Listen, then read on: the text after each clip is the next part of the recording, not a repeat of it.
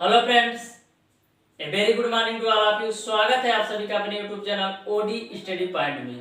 तो दोस्तों, आज हमारी साइंस की तीसरी क्लास है चैप्टर 1 की।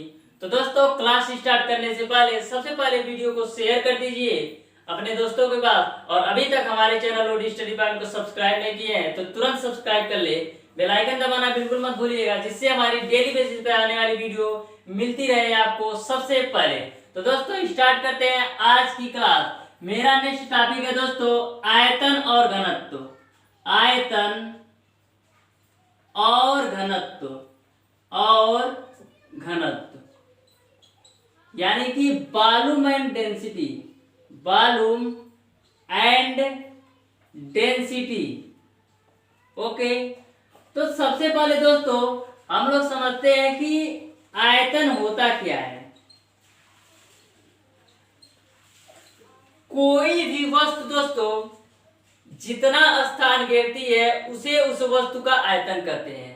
कोई भी वस्तु जितना स्थान घेरती है उसे उस वस्तु का आयतन कहते हैं। जैसे ये आपका डेस्टर है, तो डेस्टर को मैंने दोस्तों यहाँ पर ऐसे रख दिया, तो क्या हुआ दोस्तों कि इस डेस्टर ने दोस्तों इतना स्थान कवर कर लिया, इतने स्थान को कवर कर लिया, यानी जहां पर ये वस्तु रखी है उतने स्थान को कवर कर लिया, तो इसे उस वस्तु का आयतन कहते हैं। यानी कि कोई भी वस्तु जितना स्थान घेरती है उसे उस वस्तु का आयतन कहते हैं। जैसे ये मार्कर रहा, तो इस मार्कर को मैंने यहाँ पर रख दिया, तो दोस्तों इस मार्कर ने कुछ स्थान तो कवर किया है, तो दोस्तों जितना स्थान कवर किया है वही इस मार्कर का आयतन होगा। यानी कि कोई भी वस्तु जितना स्थान घेरती है उसे उस वस्तु का आयतन कहते हैं। आयतन तो आपको समझ में आ गया होगा।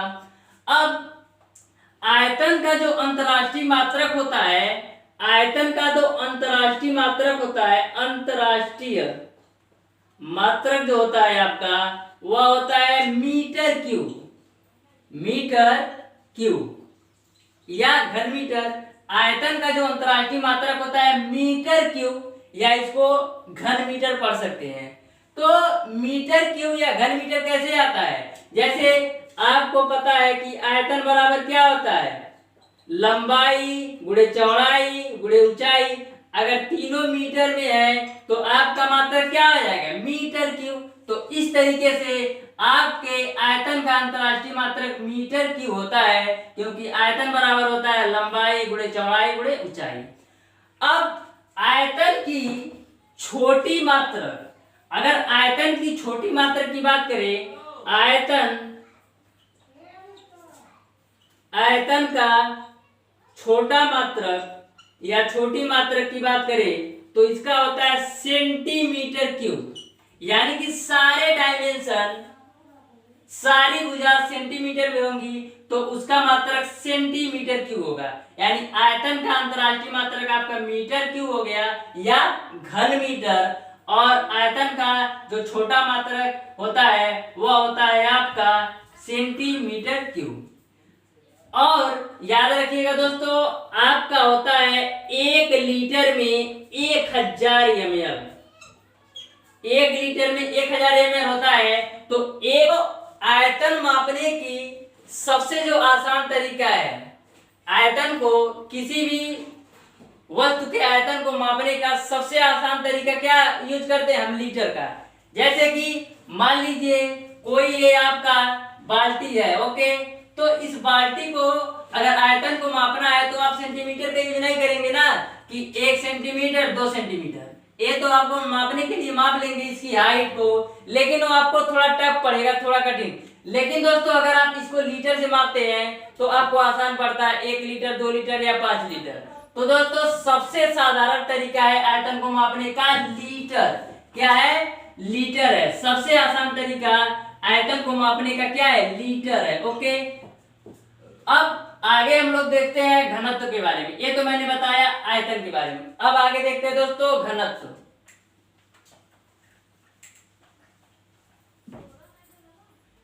जो घनत्व आपका होता है, घनत्व बराबर होता है दोस्तों आपका द्रव्यमान बट्टे आयतन।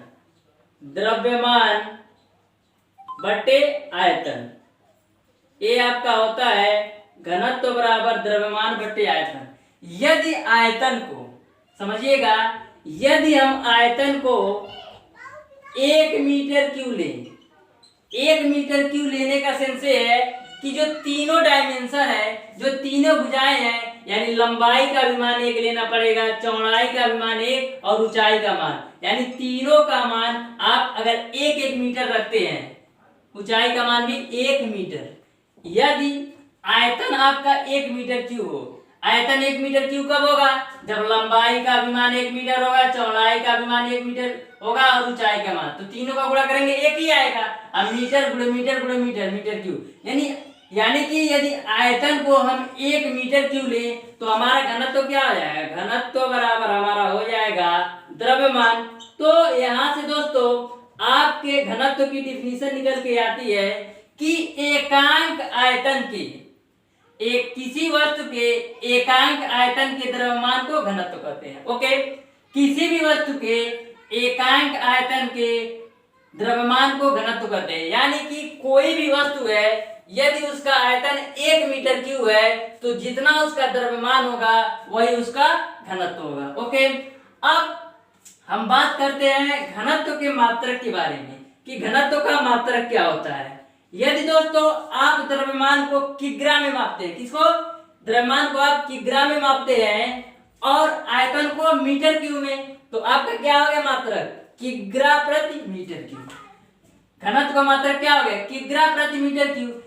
यदि दोस्तों आप इसी द्रव्यमान को किग्रा में ना माप कर, किलोग्राम में ना माप कर ग्राम में मापते हैं तो क्या होगा? ग्राम हो गया। और आयतन को आप किस में मापे? सेंटीमीटर में, तो आपका क्या हो जाएगा? ग्राम प्रति सेंटीमीटर क्यूब। यानी कि यदि हम द्रव्यमान को किग्रा में ले रहे हैं और आयतन को मीटर में ले रहे हैं तो हमारा जो मात्रक बनेगा किग्रा प्रति मीटर क्यूब। यदि द्रव्यमान को ग्राम में ले रहा हूं और आयतन को सेंटीमीटर में, तो हमारा जो मात्रक होगा ग्राम प्रति सेंटीमीटर क्यूब। ओके,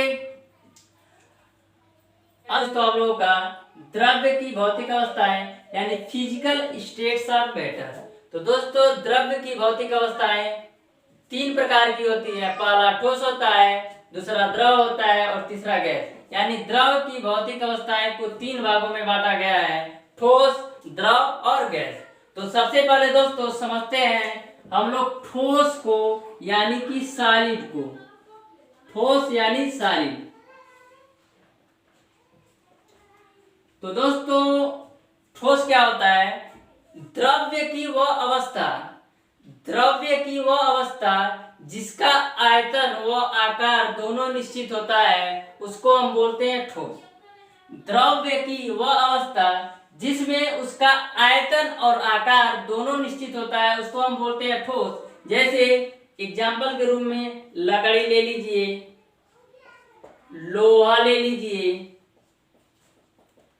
पत्थर ले लीजिए और ईंट ले लीजिए। यानी ऐसी चीजें जो जिसका आयतन और आकार दोनों निश्चित हो उसको हम बोलते हैं ठोस। जैसे लकड़ी, लोहा, पत्थर, ईंट। जैसे कि एग्जाम्पल के रूप में ए आपका डेस्टर है दोस्तों, तो यह ठोस अवस्था में है। इसका दोस्तों आयतन भी निश्चित है कि इतना लंबाई होगा और इतना इतना इसकी चौड़ाई होगी और ये इसका हाइट होगा।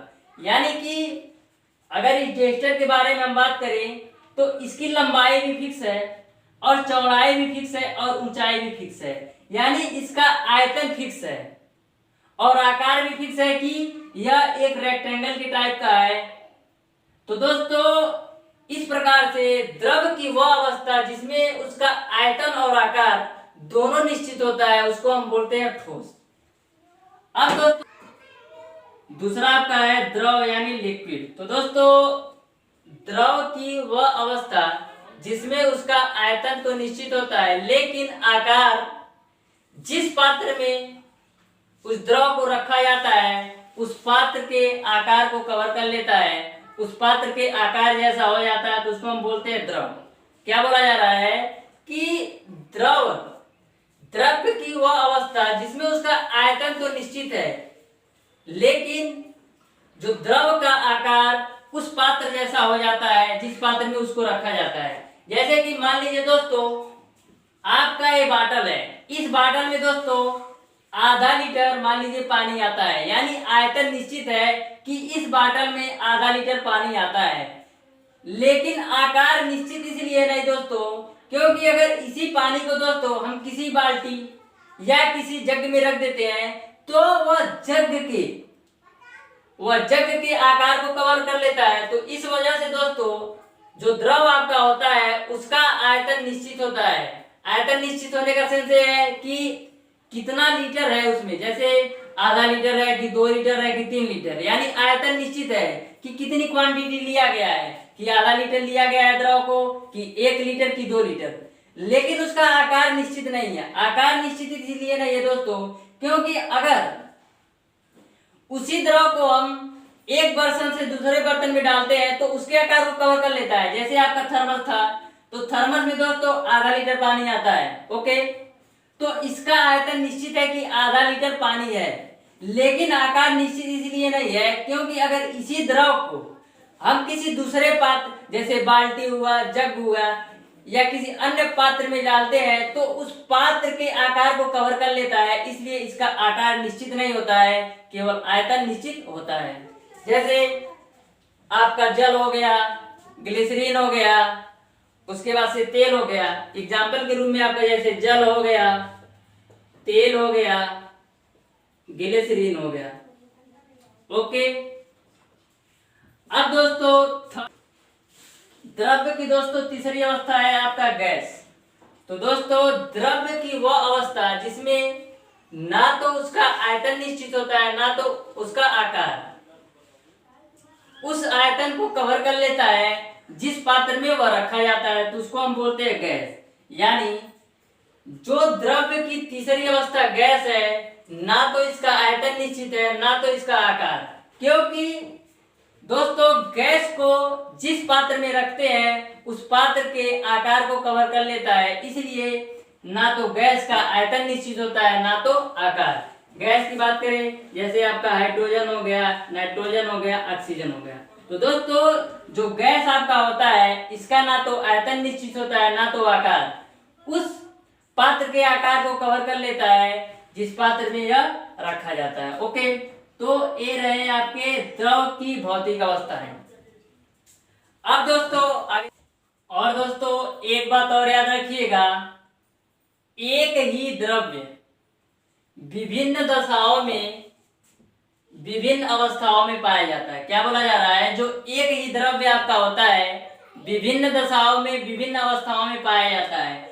जैसे हम जल की बात करें दोस्तों, समझिएगा ध्यान से, जैसे हम जल की बात करें तो जल जो है कमरे के तापमान पर, जल जो आपका होता है कमरे के तापमान पर द्रव अवस्था में पाया जाता है, कमरे के तापमान पर द्रव अवस्था में पाया जाता है। लेकिन दोस्तों यही जो जल होता है कमरे के तापमान पर ही वाष्प, जल वाष्प की अवस्था में पाया जाता है, जल वाष्प की अवस्था में पाया जाता है, यानी गैस अवस्था में पाया जाता है, ओके। क्या बोला मैंने, एक ही द्रव्य विभिन्न दशाओं में विभिन्न अवस्थाओं में पाया जाता है। जैसे हम जल की बात किए तो ये रूम टेम्परेचर पर यानी कमरे के तापमान पर द्रव अवस्था में पाया जाता है, और यही जल दोस्तों कमरे के तापमान पर ही जलवाष्प अवस्था में पाया जाता है, यानी गैस अवस्था में पाया जाता है। और इसी जल को दोस्तों जब आप 0 डिग्री सेल्सियस से कम पर रखते हैं, 0 डिग्री सेल्सियस से कम तापमान पर रखते हैं, तो यह किस अवस्था में पाया जाता है, बर्फ अवस्था में, यानी ठोस की अवस्था में पाया जाता है, ओके। अब इसी जल को यदि आप 100 डिग्री सेल्सियस से ऊपर गर्म करते हैं, 100 डिग्री सेल्सियस से ऊपर गर्म करते हैं, तो भाप की अवस्था यानी गैस अवस्था में पाया जाता है। तो दोस्तों इस तरीके से क्लियर होता है कि एक ही द्रव्य विभिन्न दशाओं में विभिन्न अवस्थाओं में पाया जाता है। जैसे कि मैंने जल को देखा, ये रूम टेम्परेचर पर ही द्रव अवस्था में पाया जा रहा था, और रूम टेम्परेचर पर ही जलवाष्प में पाया रहा, जिसको आप गैस के रूप में जानते हैं। और दोस्तों इसी जल को जब हम 0 डिग्री सेल्सियस से कम पर रख रहे थे तो यह बर्फ यानी ठोस अवस्था में पाया जा रहा था, और इसी जल को जब हम 100 डिग्री सेल्सियस से ऊपर गर्म कर रहे थे तो भाप की अवस्था में यानी गैस की अवस्था में पाया जा रहा था। ओके, यहाँ तक तो आप समझ गए होंगे। अब दोस्तों एक पॉइंट और समझिएगा, कोई भी ऐसा पदार्थ जिसमें बहने का गुण होता है उसको हम तरल पदार्थ कहते हैं।